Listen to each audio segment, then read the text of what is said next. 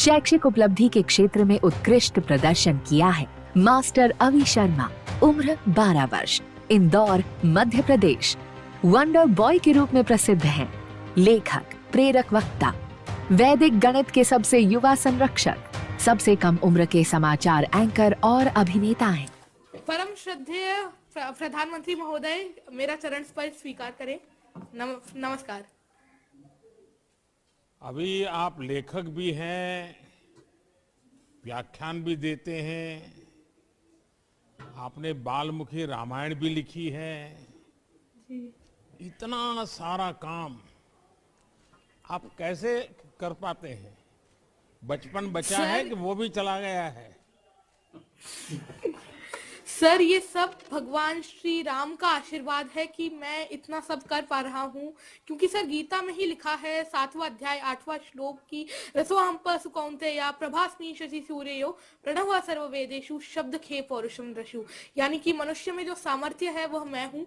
सो इसीलिए ही मैं मानता हूँ कि यह सब भगवान का ही आशीर्वाद है और यह मेरे माता पिता, सारे परिजन और सारे चाहने वालों के आशीर्वाद की वजह से ही मैं कर्मठता से यह सारी चीजें कर पाता हूँ। अच्छा, ये बताइए अभी कि रामायण में के संबंध में लिखने का ख्याल आपको सबसे पहले कब और कैसे आया? सर, इसकी प्रेरणा स्रोत भी कहीं ना कहीं आप ही रहे हैं। लॉकडाउन 2020 में जब हम सभी लोग, खासकर हम बच्चे, पूरी तरीके से हताश हो गए थे, तब आपने टीवी पर रामायण प्रसारित करवाई और जब मैंने रामायण देखी तो मैं रामायण से बहुत ज्यादा इंस्पायर हुआ, क्योंकि कहा जाता है knowledge is better caught not taught. मैंने पहले भी रामायण का श्रवण किया था, पठन किया था, परंतु जब मैंने रामायण को देखा तब मुझे लगा कि भगवान श्री राम का चरित्र आजकल हम बच्चे भूलते जा रहे हैं। सो इसीलिए ही मैंने यह बालमुखी रामायण 250 छंदों में लिखी, ताकि भगवान श्री राम ने रामायण के थ्रू जो आदर्श स्थापित किए हैं, जैसे कि रेस्पेक्ट, आजकल हम लोग पेशेंस बहुत ज्यादा खो देते हैं, तो पेशेंस, ओबीडियंस, तो ऐसे सारे आदर्श हम बच्चे इस रामायण से सीख सकते हैं, अपने जीवन में उतारकर एक आदर्श जीवन जी सकते हैं। और मैंने इस रामायण को 10 भागों में बांटा है। अगर आपकी आज्ञा हो तो इसके पहले भाग राम जन्म के कुछ छंद मैं आपके सामने प्रस्तुत करना चाहूंगा। सुनाइए। बिल्कुल, वह छंद ऐसे है। देवनान किए विनती जब, हरिजन में मां धरती पर तब, दशरथ के घर उत्सव आया, अवधपुरी में उल्लास था छाया। अवधराज के 4 दुलारे, राम लखन भरत शत्रुघ्न प्यारे, चारों कुमार अवध के प्राण, धीर वीर ज्ञानी बलवान। बहुत बहुत धन्यवाद सर। अच्छा, अभी आप रामायण में डूब गए, पिछले लॉकडाउन का आपने उपयोग कर लिया। रामायण में वो कौन सा पात्र है, कौन सा चरित्र है जो आप पर बहुत ही प्रभावी है, आप पर, आपकी उसके प्रति श्रद्धा बन गई है?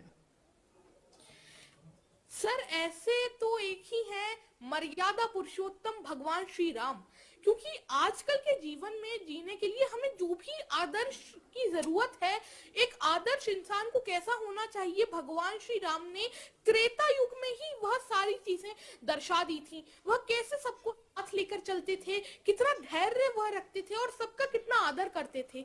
ऐसी काफी सारी चीजें हैं जो मुझे भगवान श्री राम से सीखने को मिलती हैं। सो ऐसे आदर्श तो मेरे भगवान श्री राम ही हैं। अभी परिवार में सब तंग आ जाते होंगे, दिन भर तुम्हें रामायण रामायण करते रहते होंगे, तो घर के सब लोग नाराज हो जाते होंगे। नहीं सर, सौभाग्य से मेरे माता पिता मुझे सबसे ज्यादा सपोर्ट करते हैं। बचपन से ही इन्हीं से मैंने रामायण, महाभारत, गीता, इन सब का चीज सुनी और श्रीमद् भागवतम में 7वें अध्याय में 7वें कैंटो में लिखा है कि जब हम कोई भी आदत बचपन से ही डेवलप कर लेते हैं तो वह हमारे साथ जीवन भर रहती है। तो घर में भी जैसे कोर्ट के अंदर वकील धाराओं का उपयोग करके लड़ाई लड़ते हैं, तो तुम भी घर में शास्त्रों का उपयोग करते लड़ाई लड़ते हो क्या? नहीं सर, शास्त्रों का तो मैं जरूर ही उपयोग करता हूँ, परंतु मैं बच्चों को सिखाने में इनका उपयोग करता हूँ। मेरे मिशन संस्कार और शिक्षा के अंतर्गत मैं बच्चों को भारतीय शास्त्रों, भारतीय कल्चर के बारे में बताता हूँ और ये बताता हूँ कि कैसे हमारा जो भारतीय कल्चर है कितना ग्लोरियस है, कितना रिच है वह, और हम कितने आगे हैं। क्या अभी ये मध्य प्रदेश के पानी में ही कोई विशेषता है क्या, इस प्रकार के बच्चे तैयार होते हैं? जी हाँ सर, यह मालवा भूमि तो इतनी सुंदर रही है। इसने लता मंगेशकर मैम, इतने बड़े बड़े इन्होंने वीर दिए हैं। देवी देखिए, अहिल्याबाई मैं आपको एक घटना सुनाता हूँ। जी आपके एक मुख्यमंत्री उमा भारती जी मध्य प्रदेश की मुख्यमंत्री रही है। जी वो बहुत छोटी थी तब वो व्याख्यान करती थी। जी तो गुजरात में अहमदाबाद में उनका मणिनगर इलाके में व्याख्यान था। आज से करीब 45-50 साल पुरानी बात है। अखबारों में बहुत चर्चा होती थी, तो हम भी सुनने के लिए चले गए।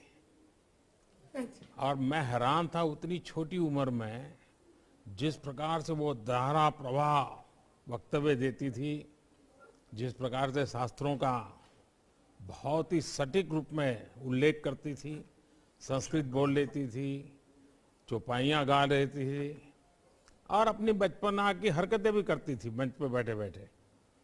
मैं बहुत प्रभावित हुआ था। बहुत बहुत बहुत साल पहले की बात है, तब उनकी आयु बहुत छोटी थी। तो मुझे लगा कि शायद मध्य प्रदेश में ये कुछ ताकत ऐसी है कि सब इसी प्रकार के विद्वान लोग बचपन में ही तैयार हो जाते हैं। चलिए, आपके माताजी पिताजी को भी मैं प्रणाम करता हूँ, ताकि उन्होंने आपको संस्कारित किया, आपको एक नई ऊर्जा दी। और बहुत कम माँ बाप होते हैं जो इस प्रकार के काम में बच्चे को जाने दे, वरना रोक लेंगे। देखिए, आपकी उम्र और आपका काम इस बात को साबित करते हैं कि बड़े काम करने के लिए कोई उम्र छोटी नहीं होती है। आप सिर्फ बच्चों के लिए नहीं, पूरे समाज के लिए एक प्रेरणा है। आप जो भी करें पूरा मन लगाकर करें, इस सोच के साथ करें कि मेरा काम देश को कैसे लाभ पहुंचा रहा है। पद, प्रतिष्ठा, आपकी उपलब्धियां भी कभी कभी आप पर दबाव बनाती है। किसी भी चीज का दबाव खुद पर ना आने दे। आपको आने वाले जीवन के लिए बहुत बहुत शुभकामनाएं। बहुत बहुत धन्यवाद सर, अपना आशीष हमेशा मुझ पे बनाए रखें।